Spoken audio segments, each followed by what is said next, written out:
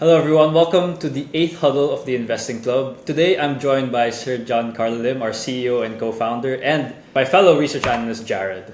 Today's theme is all about resilience in uncertain times. So we'll go over the usual agenda by talking about the latest portfolio updates. So for the Dividend Harvest portfolio, year to date, pretty impressive. We're up 28.41% compared to last year's total return of 23.24%. So we're already beating our previous year. And total dividends amounted to nearly 13,000 pesos. Next here is our portfolio. Sir Jon, what can you say about the Dividend Harvest portfolio? So in spite the portfolio performing really well, there are lessons that you can glean from the performance of the individual stocks housed in the portfolio. Let's say, for example, everyone in Dragonfly knows how I hate losing. Let's say, for example, Globe and PLDT. Globe, I definitely mistimed it. I was too wrapped up around the potential catalyst of the GCash's impending IPO and the dividend accretion that can result from that liquidity event. I mistimed it, but having said that, in Globe's most recent earnings pronouncement, they did reasonably well. They had subscriber growth. Subscriber growth was up 1.5% quarter-on-quarter and 5.1% year over year. Average revenue per customer is pretty stable. So operationally, they're doing well. They're targeting for positive free cash flow status by the end of this particular fiscal year. So I think it's still decent. It's still too early to say that Globe necessitates being liquidated from the portfolio. We will continue to apprise you guys of future developments. Yeah, so the investment thesis for Globe for the Dividend Harvest is still intact. So I think it's still intact. Do you think that the GCash IPO could happen first quarter of next year, or do you think a little later? I think first quarter is a reasonable expectation. Hopefully the market's good by then, and they no longer use that as an excuse. Yes, both Globe and Telephone, right? PLDT, they were hampered by Conectadong Pinoy, right? The implications surrounding the Conectadong Pinoy, as well as the potential impact of a ban on online gambling. Linking for of the wallets. e-wallets. Which GCash benefits from. All right, next, let's move on to the strategic growth portfolio updates. As of August 8th, the portfolio value is at 112,234 pesos with an unrealized profit of 4,203 pesos. Our year-to-date performance is at 13.61%, a turnaround from our 1.32% loss in 2024. And since inception, we are up 12.76%. So for year to date, we are outperforming the PSCI. For our current holdings, ICT is our biggest winner, up 37%, while Globe is our biggest loser at 25%. We're still choosing to hold on to Globe for now. We also have a allocation towards a UITF, the Manulife American Growth Equity Feeder Fund, just for our exposure to the S&P 500. All right, now let's move on to our latest trades. Starting again with the Dividend Harvest. We bought OGP, BPI, and Meralco recently. And for the strategic growth, we sold STI, Converge, and bought PhilReIT. So, Sir Jon, why did we buy OGP for the Dividend Harvest? So if you look back to the trade alert, right? Yeah. We wanted to swap out of PX mining and move to OGP. Why? Because we felt that PX was more levered towards multiple expansion, whereas OGP was, again, a high dividend payer. Yeah, I think the dividend yield right now is between 12 to 13%. That's amazing, right? Yeah. So I was still bullish on gold, but I felt that PX has discounted the potential windfall from the Silangan mines too much. Too much, yeah. Too much too soon. 3 pesos to like 7. Yes. Gonna launch next year. Yes. And this was a very fortuitous trade so far. Yeah. It's been working out. Next is BPI. Okay. I remember we had this before. We had this before. We sold for almost a 20% 20%, profit, yeah, right? yeah. Again, I was being opportunistic. BPI just released earnings, Yep. and I felt that the earnings was really, really good. Loan growth was still at 14%. Strong, yeah. ROE still projected to grow at 14% as Yep, well. so strong. So it's pretty strong. So I didn't want to play it too cute. As if you look at the chart of BPI, it's at Support. a major Yeah, support level. yeah. All right, last one is Meralco. I know we've eyed this since the start actually. Yeah, when we started talking about dividend growth investing, Yeah. Meralco was really, aside from ICT, was really part of the playbook. Right? Yeah. And for one reason or another, I kept on missing it. And after it released its current earnings, I think core income grew by 10%. Yep. Yeah. Year over year. Again, I felt that technically it was also supporting the fundamental case. So Yeah. I And took it the also opportunity increased to- its dividends. It also increases Yeah. dividends. Yeah, so that's a great pick. Okay, now let's go on to the strategic growth. So let's start with STI. So we initially bought STI on the breakout because the education system and the technology of STI was really good. It's everywhere, STI, and we really like the technicals, so we bought the breakout. But unfortunately, we were hoping that the rally would continue, but it not. So we ended up having to cut at our stop loss level. What was a big gain turned into a small loss. But we just had to react. We didn't want to cut it short. Yeah. Next is Converge. In my opinion, one of the good growth stocks, right, Jarrod? It's just that technicals did not agree at the time, especially with Konektadong Pinoy. That would increase competition, eat up their revenue. So I'm assuming that's the reason why it was being sold down and has broken below the 200-day moving average, where we cut or broke even our position. Yep, we didn't want STI to repeat itself, right? Yeah. So while we were ahead, we just sold it at break even. Yeah. But we're going to look into this again because the fundamentals at the time of selling was still intact. We're also, I think, tomorrow, August 13, it's earnings for Converge, so we'll look at that.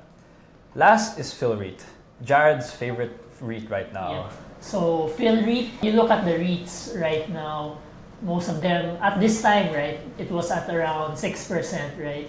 And if you would look at the highest yield, it would be PhilREIT. And once they announced their festival main mall infusion, which would essentially lock their 8% yield, right, at that time, for me, it was a no-brainer buy already because that's going to be the start of PhilREIT's dividend growth, which it has not have, it didn't have, right? That's why it went from IPO of around, 7? Yeah, to It went 2 down to pesos, 3, almost 2. almost 2 pesos, Yeah. right? So now that we're at a turning point where it's finally at its dividend growth stage, I think that was the perfect time to Yeah, enter. and we were buying at 318, right? Yeah, that Yes, was our initial 318. buy. So, But we did have to wait a bit. yeah, it took a while, but essentially this is the best yield Yeah. catch-up play you have Among right the now. REITs, especially among the REITs. All right, next, moving on to why resilience matters, we'll be discussing how our portfolios have performed against certain benchmarks and some key takeaways.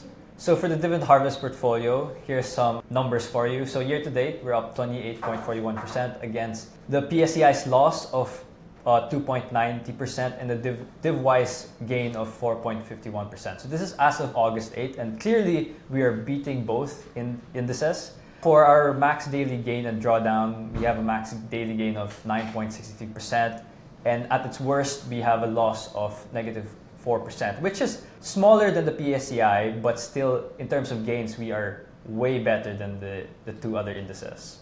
Yeah, so if you look at, let's say, from a return risk standpoint, you're talking about major outperformance, but the Dividend Harvest portfolio is over 2.5, Yeah. right, from a reward risk standpoint, whereas the PSEI is Not less than yeah. 1. Less than 1, Yeah, right? it is. So again, what I said at the onset of this presentation, you can only design for resilience. You can't really predict resilience to a high level of certainty. When your portfolio exhibits resilience, it means that the market actually agrees with you. So you see this all over the world. Yeah. Let's say, for example, in the US, right, the equal weight S&P 500 actually underperforming, let's say, market cap S&P 500. So if you had modeled your portfolio based on, let's say, the growth stocks, the Mag 7 growth stocks and the large cap growth stocks, you would have outperformed. Yeah. Similarly, in the Philippines, if you had modeled it to really highlight dividend yield and dividend growth, you would have outperformed the index. So this is why we keep on saying we should stop looking actually at the PSEI and model your portfolio accordingly relative to the current macro environment.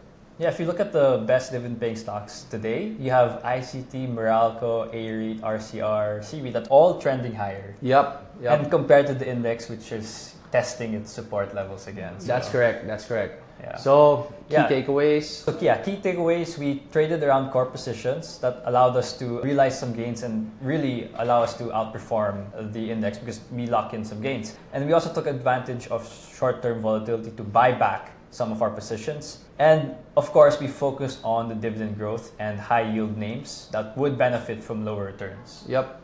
Next is the strategic growth. Jarrod, how did we do? Year to date, we're up 13.61 versus the PSEI's negative 2.9. We have very low daily drawdown, which is around 2.47%. Right, relative to the PSEI's 4.2%. Yeah, that's something I'm very happy about, at least. Although our max daily gain isn't as high compared to the PSEI, I think from a risk to reward standpoint, we're still higher than one. Higher than one compared to the PSEI, which is less than one. Some key takeaways: we were able to lock in some good gains, right, with plus. PNB, PX. So that really gave us a lot of cushion and buffer in our portfolio. We did well in cutting our losses, so we're not afraid to cut our losses if we know that price has shown that we are wrong, right? And we just simply react to what the market gives us, right?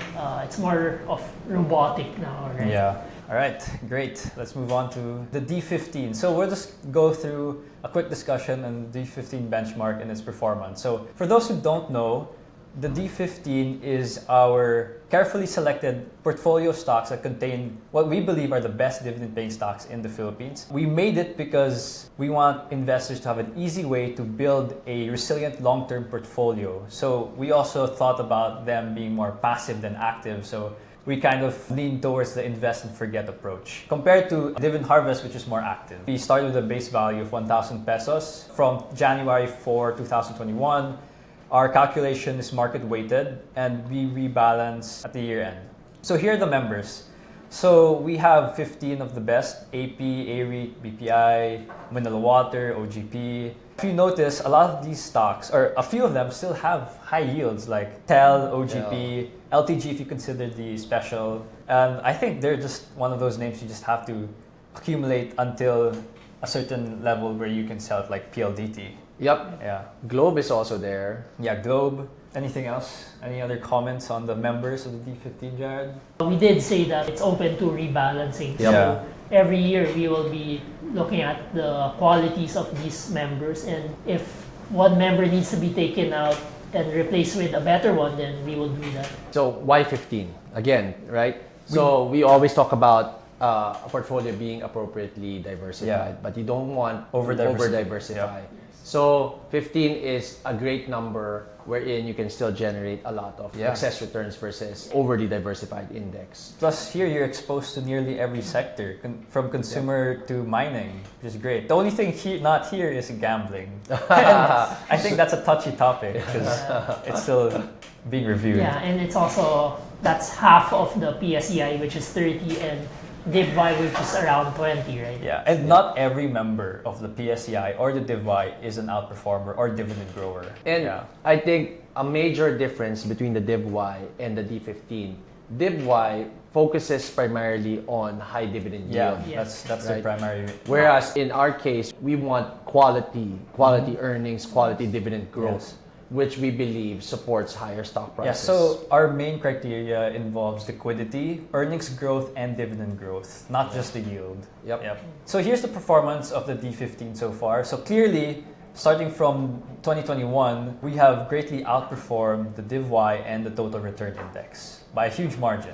Here are the numbers. So if we go back to 2023, the return of the D15 is actually a lot bigger than the others. We have 14% yearly return. Sharp ratio, the only one with a positive Sharp ratio of 0.45. This time, I admit that 2013 was still a volatile time. The market was still trying to recover. And then by 2024, we're up nearly 38% compared to the DivY, which is 22%. And our Sharp ratio at the time was 1.5. And then as of July 31, year to date, we're at 4.26% against the PSCI, which is down 4.23%. Although the DivY is beating us a bit by 4.57%. Although we're not too worried about that. We're going to come out on top by the end of the year. Yeah, just to give some clarity what Sharp ratio is, it's basically your excess return divided by your standard deviation. Yeah. So it's more like for every risk you take, how much is your potential reward, right? So we still have the highest Sharp ratio among the other indices. So basically, think of it as the risk to reward ratio of the D15 is higher compared to the rest. If you also look at the last column, the dividend harvest, year to date, oh well, this is out. This is not updated, but a while ago it was 28. But here, as of July 31, it's 25%, and that's thanks to more active management and because Sir John's behind it. No. As I said, you can only plan for resilience. Yeah. And when the market actually rewards you with outperformance, it always, you have to be gratified. Yeah. And I guess because the dividend harvest is more selective. It is more selective, it is more concentrated. Yes, exactly. Yeah. So that's why it's greatly outperforming. Okay, so if you're ever interested in following this portfolio, you can easily go to the Signature Portfolios in our mobile app, and you can simply follow our composition for the D15 and follow our buy below if you want. So yeah, create a resilient portfolio with ease. Okay, now we go to the second half outlook and highlights. So just a quick technicals. PSCI year to date is down 2.90%, which is it's performing poorly against our regional peers. Recently, we formed a double bottom, which is, I guess, a bullish sign that the PSE might have found its bottom.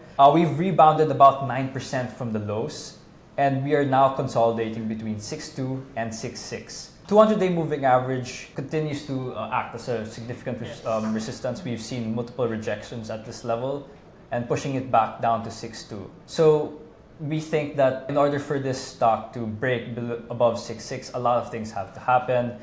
We'll get into that in the next slides, but yeah. Right now, with no new catalyst, do you guys think that we'll stay range bound for now? Yes. Yeah. Okay, so just so we have some bear to bull scenarios for everyone. Bear case, we think that maybe between 5,900 to 6,000 is our bear case, because if trade tensions continue to escalate, we are left with unresolved tariff agreements. That will continue to drag the sentiment, because that will lead to weaker outlooks for the global economy, which will affect the Philippines as well. So that will also lead to tariffs feeding into inflation more than expected. The reason why the Philippines is still, I guess, holding up is because we're more insulated than any other country. So yeah, that would lead to slowing growth and a weak confidence that will sustain the capital outflows that is currently hurting our stock market. So the base case is between 6.8 to 6.9. Not too aggressive. We don't think the base case would be 7,000 yet. We hope that the trade tensions do ease with a lot more finalized trade deals. Consumer demand and government spending should support economic growth amid low inflation. So that's one of the key points for this case, is that inflation still remains within target and the BSP cuts by the expected 50 basis points by the year end.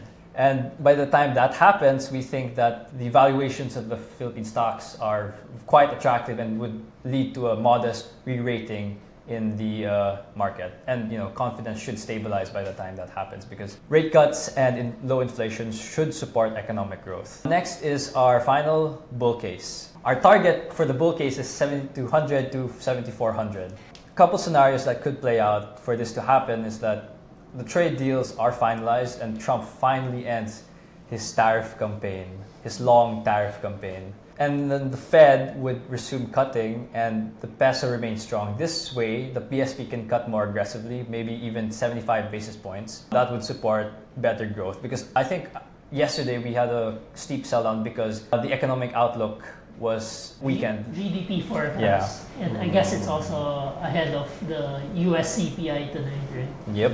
Yeah, a lot of investors are looking into that. If that all happens, we think that sentiment will inflect positively and capital start to flow into emerging markets, including the Philippines, and that would cause a good re-rating among stocks. So next we go on to the PE ratio. Where does the PSEI stand? I think it's a buying opportunity, right? Yeah, as we keep on mentioning, right, we should stop focusing on the PSEI at large and start focusing on the cohort of stocks that have been outperforming and that we believe will continue to outperform. So yes, the negative sentiment surrounding the PSEI is really putting a lid on valuations, which is actually advantageous to dividend investors. Because you get to scoop up and you get the opportunity to accumulate more high-quality dividend growth stocks at reasonable levels. All right, next, the PSEI is quite discounted and does present a buying opportunity from a valuation standpoint. So just to lay out the numbers, so the 5-year average for the PE ratio is at 17.1 times against the current 11.1 times. So the forecast for the PSEI in 2025 is about an EPS of 650. And if we maintain the current PE ratio, that's about 7.2, which is a lot higher than where we are now. So if you go to our bull and bear base case at 6.9, that's only a 10.6 times ratio, which is quite low. And then if we go to our bull case, it's only 11 times. Just to match the PE of last year, right? Just to match the current, yeah. I think it's undemanding given how the dividend paying companies that we look at are continuing to grow and increase their dividend payouts with every quarter.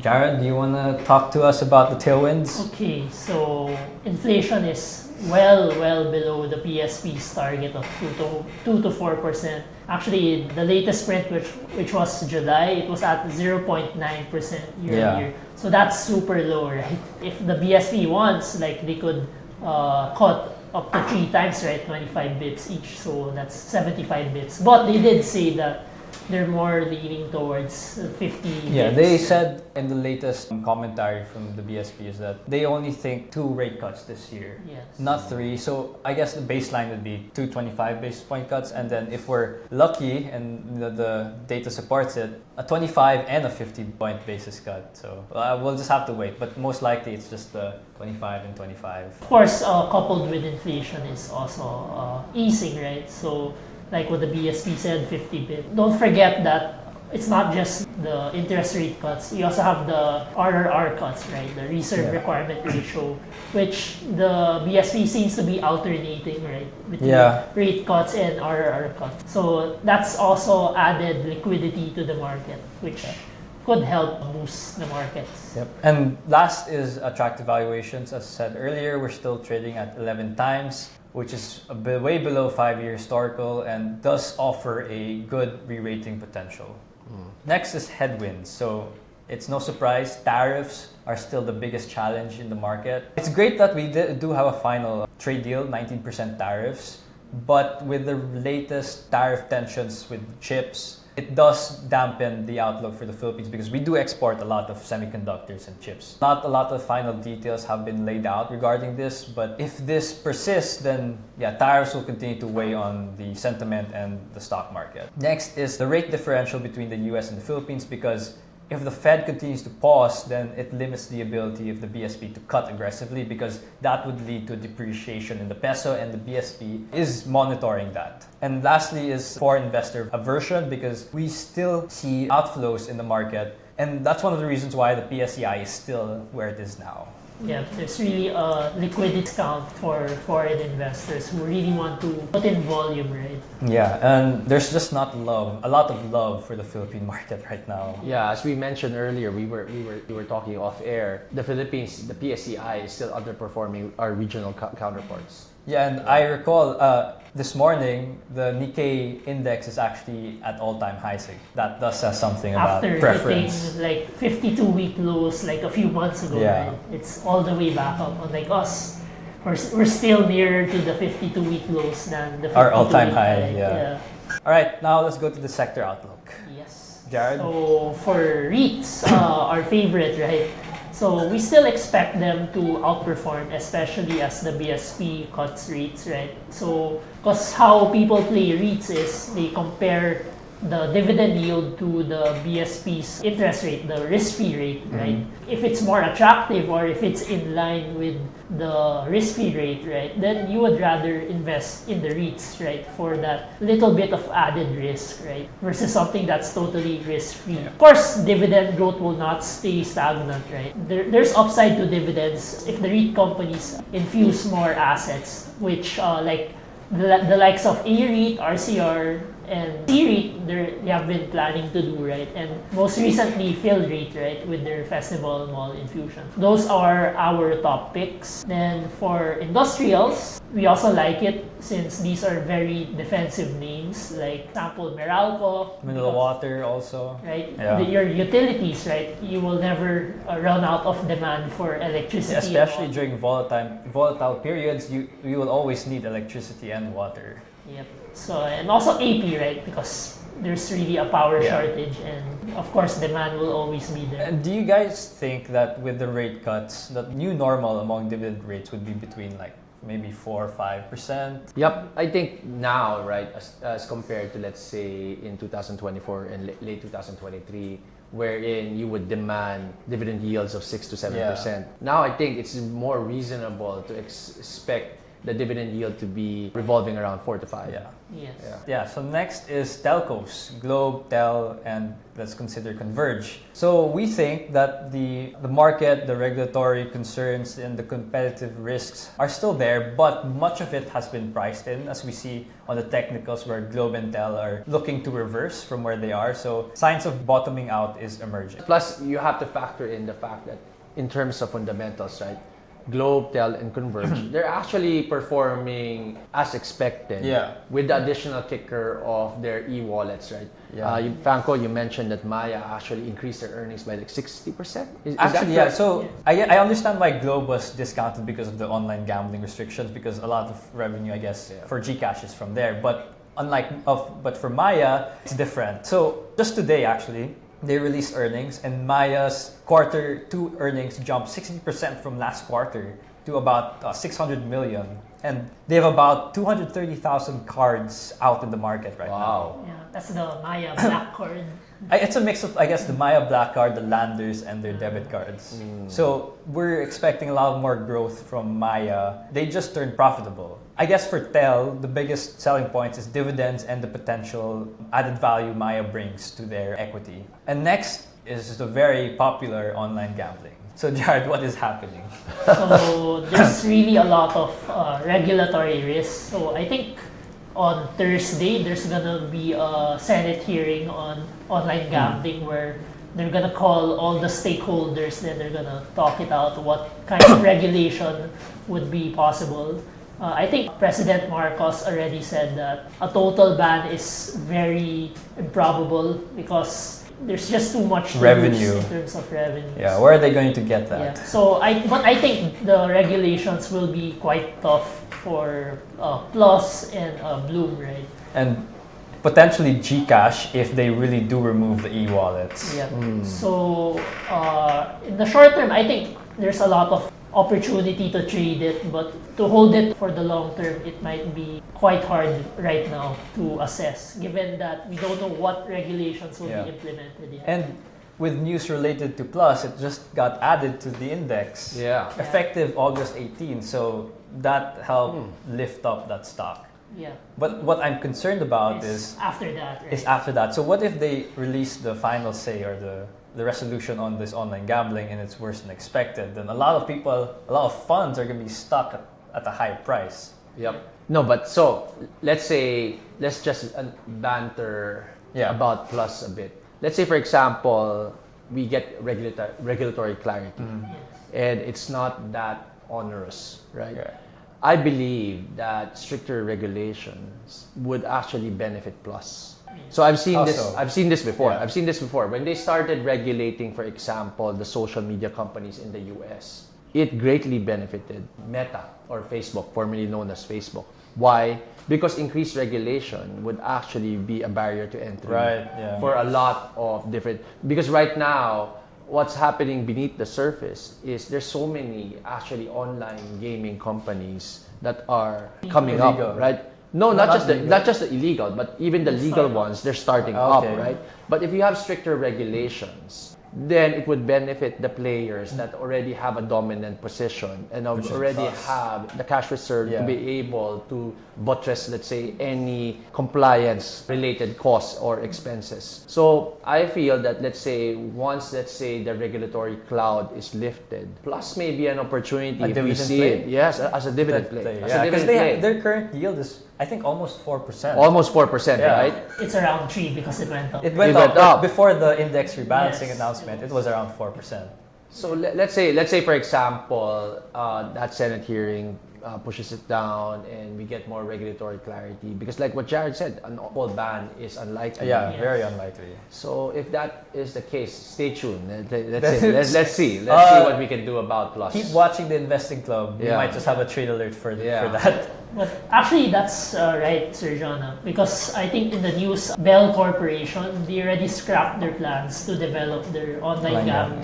So Right. I guess the only two big players would be Plus and then maybe Bloom. Yeah, Yep, so yep. that's Yeah. That's it. So increased regulation becomes a barrier to Yeah. entry. Totally And agree. it actually provides a greater moat for DigiPlus. Yes. Okay, so And that's- actually what I want to hear from the Senate hearing is how are they going to combat illegal online gambling? Because if you lock them out, the illegal will become the legal, right? Yes. They'll shift back to Plus. They'll They'll shift to shift Plus. back. So Yeah. that could yeah. be more market share, but Yeah. we shall see. Right? Yep. So talking about REITs again, let's just look at the relative valuation table. So here we have some ratios, right? Some comparables. So just observe the darker green colors. So if it's darker, it means that it's like generally cheaper, right? So in terms of price to AFFO, generally MREIT and PhilREIT are your cheapest options already. Aside from AREIT, RCRC REIT, which demand the premium, right? Yeah. Also in terms of price to NAV, right? It's far superior. And also dividend yield. So this is what I'm talking about, where I really feel that PhilREIT is having the yield catch-up play. That's why it's been so strong compared to the rest of the REITs, right? So right now it still has around 7% yield, right? So if it catches up to around 6%, then more or less 4 pesos is not out of the question. But for those who've missed out on PhilREIT, don't you think that once MREIT releases their infusions, they will have their catch-up? Yeah, so that's really what I'm waiting for, because I think MREIT and PhilREIT, their yields are more or less the same, right? Yeah. So I just want to see the quality of their assets, because if you just look at their offices right now, the dividends are flat, Yeah. and occupancy is actually declining. So I just need to see more information on the infusion before I have more conviction on MREIT. But for now, PhilREIT over MREIT. What about the mall REIT, VREIT? VREIT, I'd say avoid it. Why? Why avoid it at all At all costs? costs, because 75% of their rental income is tied to All Home and All Day. Wow. And if you check deeper into the financials of All Home and All Day, their cash is declining, their I know their margins stock price are thin. near all-time lows. Yes. And Yeah. Yeah. I honestly don't believe the occupancy rate of VREIT, because it's stuck at 46.5%. Oof, that's very Since low. IPO, right? So how is it possible that every quarter no tenants have been changing, Yeah. right? It doesn't make sense, right? So that's an excellent point by Jarrod. And this is a great snapshot, by the way, Jarrod. So if you look at VREIT, right, there's no, we often hear there's no free lunches on Wall Street. Yeah. Yes. And if you're looking at VREIT with a yield of 10.26, that's Yeah. vastly greater than every other REIT out there. And now you know why. Yeah. Right? Now you know why. It's not really because the dividends are growing. It's because the price has Yeah. also been depressed. Yeah. That's why if you read my research report on VREIT, the title is High Risk, High Yield, right? So that's Yeah. generally what you see.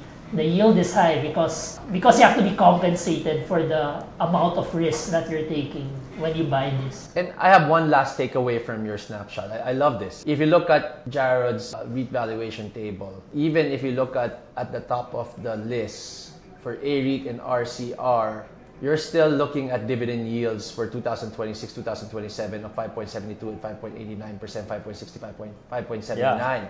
And if you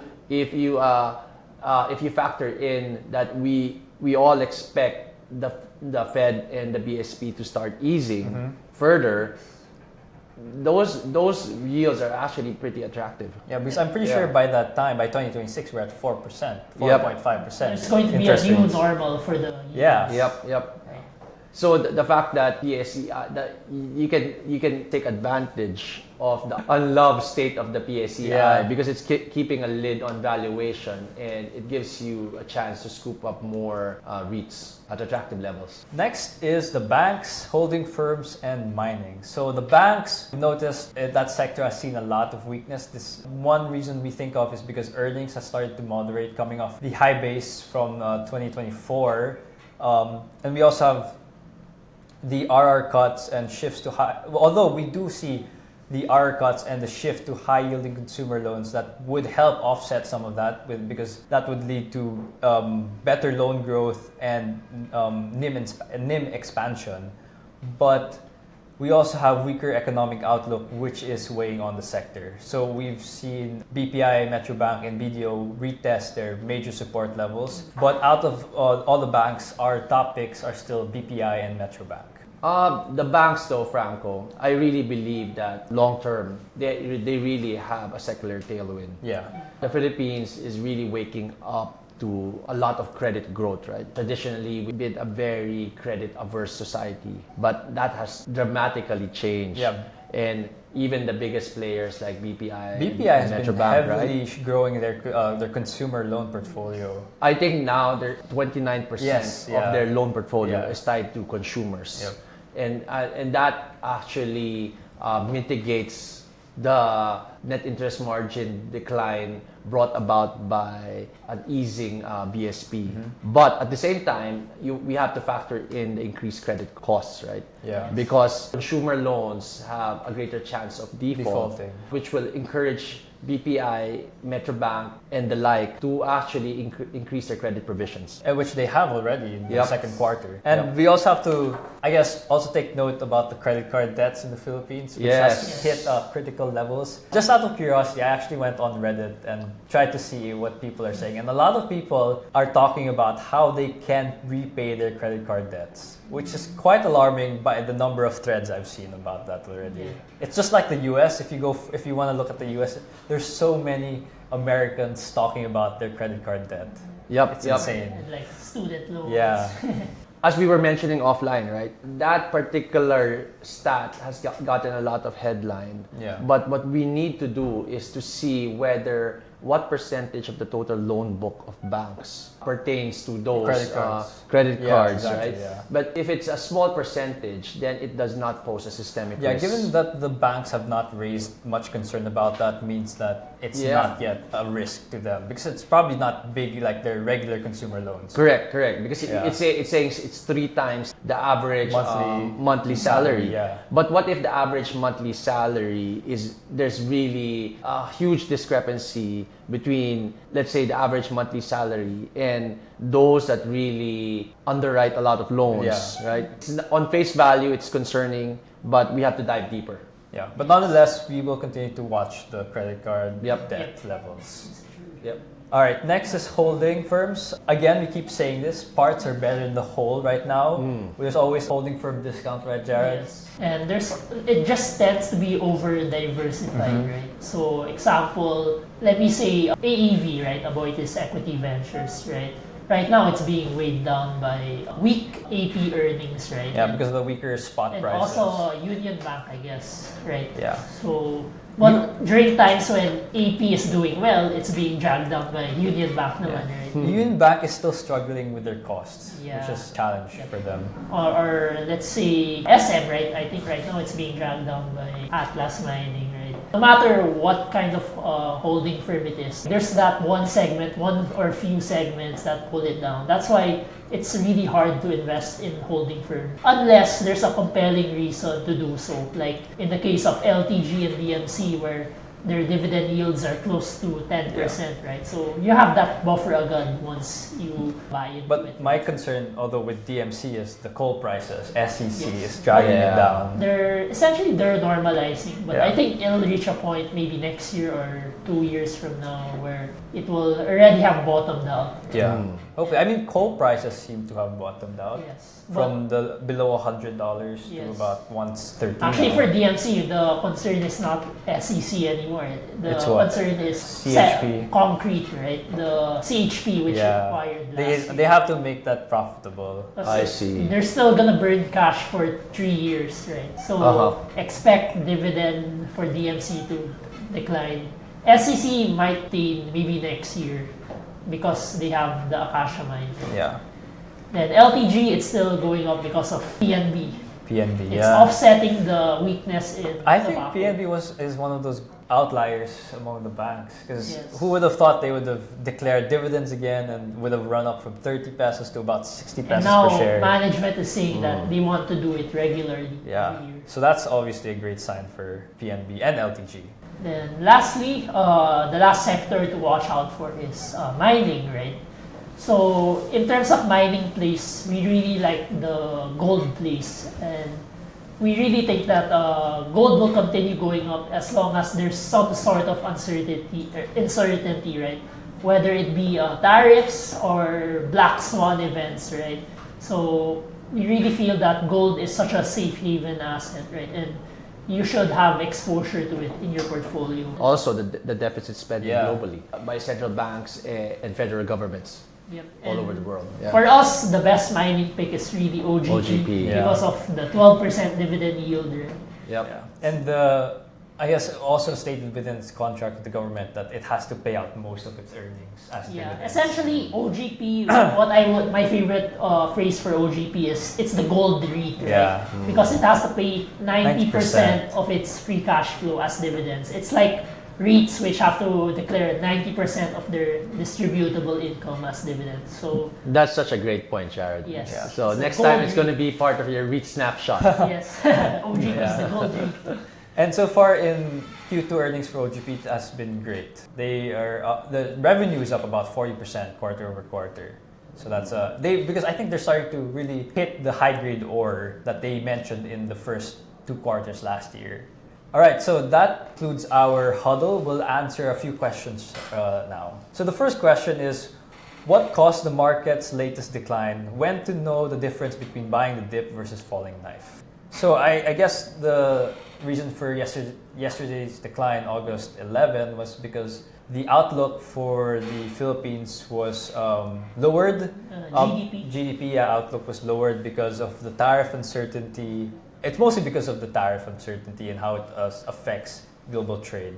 Yes. But that's mostly it. Yeah. I guess it's just a spillover because PSEI is heavily weighted on the banks, BDO, Metrobank, BPI, and That was also the reason why the banks were sold down. yeah, because the loan guidance for banks are essentially geared towards GDP outlook, right? Yeah, So economic growth. If GDP slows, then your loan activity, your economic activity Slows down. Too. Yeah. So, and I guess there's also risk off first before the US CPI print tonight. Yeah. Right? I guess rebalancing flows, expect some. MSCI and PSE.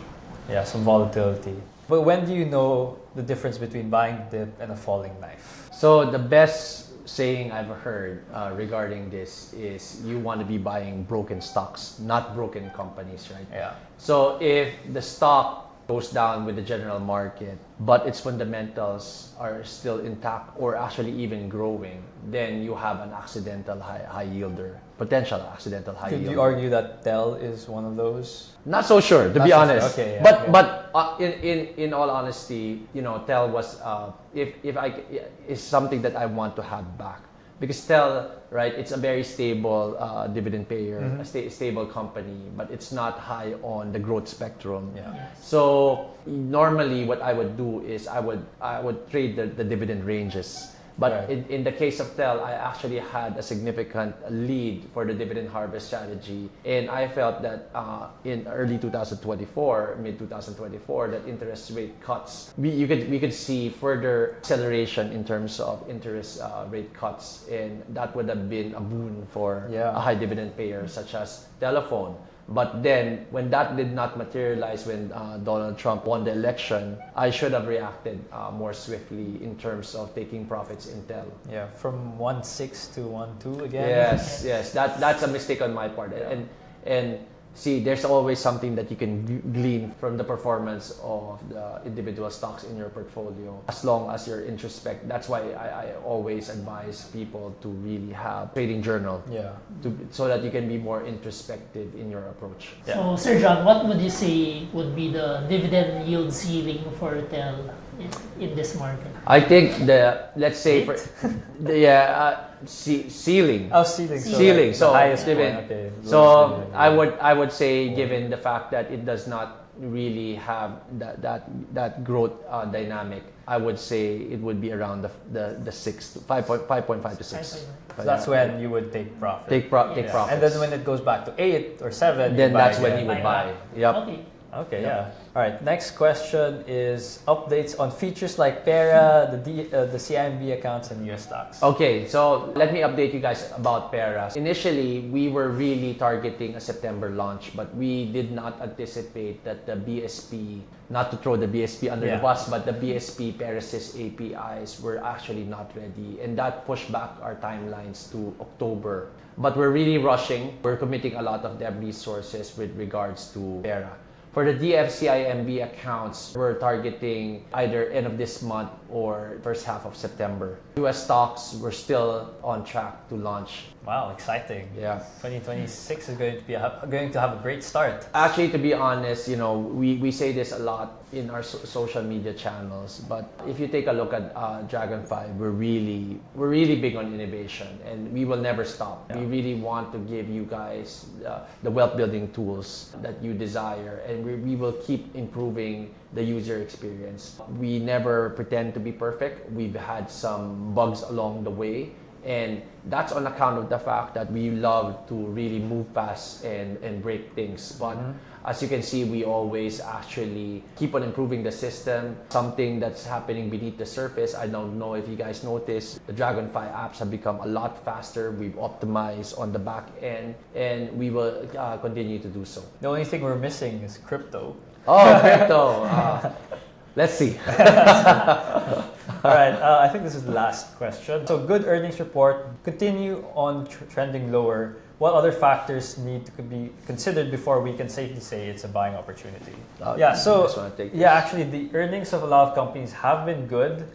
I think it's the performance of the index has been tied to mostly the macroeconomic backdrop. So, tariffs are obviously weighing us down. We have a lower growth outlook because of that, which is also affecting risk appetite among investors. So I think that's one of the reasons why we're still trending lower. And for us to say it's a buying opportunity is, I guess, when it improves. But again, like Sir John said, we don't look at the index anymore. We look at the individual dividend-paying companies, because those are the ones where you can see better opportunities rather than looking at the market as a whole. Because if you look at, for example, good dividend-paying companies like ICT, Meralco, and all the most of the REITs, you see them trending higher. You see them making all-time highs. That's what I think that's where the buying opportunity is. Protect yourself with dividends, right? So if you see that the stock is going down, right, then like what Sir John said, it's an accidental high yield stock, right? Because it's unfairly being sold down. Then if it's at a yield where you want to lock that in, right, then yeah, for me, that's a buying opportunity. As long as earnings are growing, right, it's not rapidly declining for the wrong reasons, and yeah, it's a buying opportunity. That is the last question. So that ends our 8th huddle. Thank you everyone for watching. We hope you learned something from us today. And if you have any questions, please reach out to us through our social media pages or through Discord. And don't forget to download the Dragonfly mobile app. Bye everyone. Bye. Bye.